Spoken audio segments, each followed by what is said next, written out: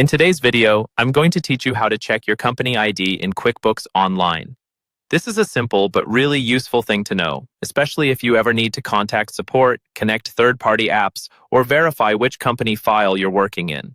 Your company ID is basically a unique identifier for your QuickBooks Online company, and it's hidden just a little bit behind a special keyboard shortcut. I'll walk you through it step by step. First, make sure you're logged into your QuickBooks Online account. Open your web browser and sign in the way you normally do. It doesn't matter which page you land on inside QuickBooks as long as you're in the correct company.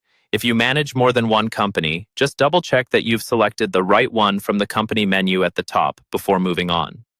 Once you're signed in, we're going to use a keyboard shortcut to bring up the company ID. The shortcut is slightly different depending on whether you're on Windows or on a Mac, so I'll go through both.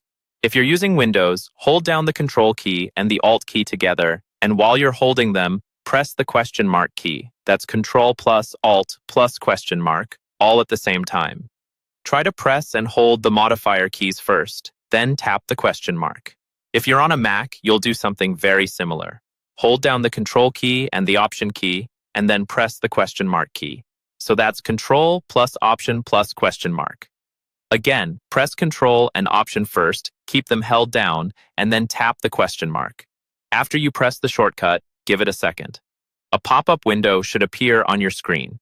This pop-up contains some technical details about your QuickBooks Online session, and in there you'll see your company ID.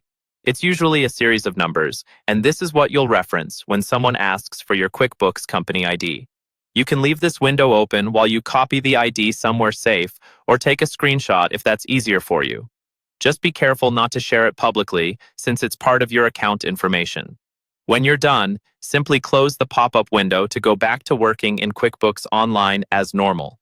And that's all there is to it. Now you know exactly how to quickly find your company ID in QuickBooks Online whenever you